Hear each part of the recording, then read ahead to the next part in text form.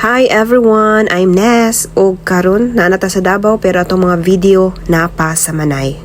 Ako mong itur-tour ani nga dapit. So mo ni siya no ang Boundary Gusa. So padulong mi sa mapa guys dito sa yuta kung diin mangmutong ta.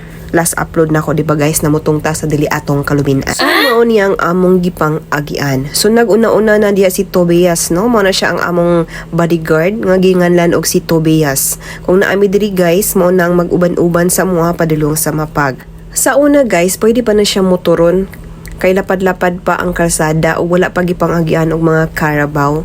Pero karon kay gipang agian naman og Carabao niya siging ulan. So, mao na nga ingana na ang iyahang itsura, dili na gina siya maagian og motor. So magbaklay ta guys, dagko man tag mga bagtak diha, so ato na siyang baklay. Para sa kuha guys no, dili para sa imuha. What? Para sa kuha, lami ra kayo magbaklay-baklay inig na ka sa bukid kay ngano, lami kayo ang air. Ay wala pa din na air diha guys. Lami ra kay siya sa paminsar kay dili man para sa syudad nga ug magbaklay-baklay ka perting abuga, perting inita. Diri sa bukid ug magbaklay-baklay ka bisan unsa kalayo, pertirang okay ha kay tungod walay abog. Init man tuod pero naay gamayng hangin. So habang nagbaklay mi guys, nagsige po kog istorya diha no nga nasuko ko anak ko. Nahanong paagian man og kabaw. Dili dapat pagyan og kabaw.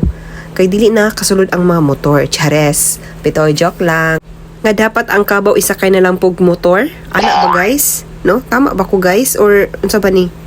Bitaw igi overtikan na ko anang among bodyguard no nga nakaitom.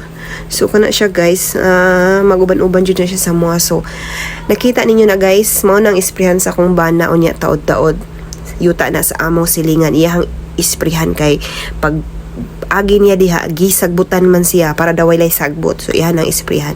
Unya kay nakahunaw naman ta sa tong mga kabatanunan guys. So ako nang givideohan ng baboy-baboy. Mo day nang among dulaan sa una mga panahon. Among pangutkuton na among panghilabtan bisag wa nang hilabot sa mua.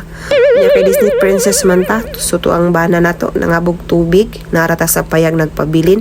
Bantayan natong payag guys kay basig arsahon. Bitaw guys, oy nagduyan-duyan ra bitaw ko diya sa payag. Kay nagbantay ko sa iyang hinaling nga dili mapatay kay perting daghanag lamok. So nagpaaso ko diya guys while nagduyan-duyan. So kana akong bana guys, naana siya kanang murag lungag-lungag diha na tubig iyang gikalos para ibutang niya diha sa iyang gibababa. Butangan niya og kanang medisina nga mga tiorok ang sagbot kay di man pwede og hagbas-hagbasan guys kay perting manglisuda. So mao na no. So mao na guys no, grabe gyud kakugihan sa tong nabana.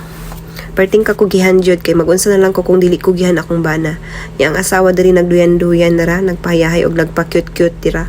Ayong isprehan usab Bitaw guys, nagkuanday ko, nagtigom day ko kusog kay mobaklay pa mi dito sa unahan guys kay mamutong mi dito Unya kay gikapoy man tagbaktas mo nang magduyan-duyan sa takay unyang taod-taod mo baktas na punta ug manguskos na pud tagbutong. O sige, bye.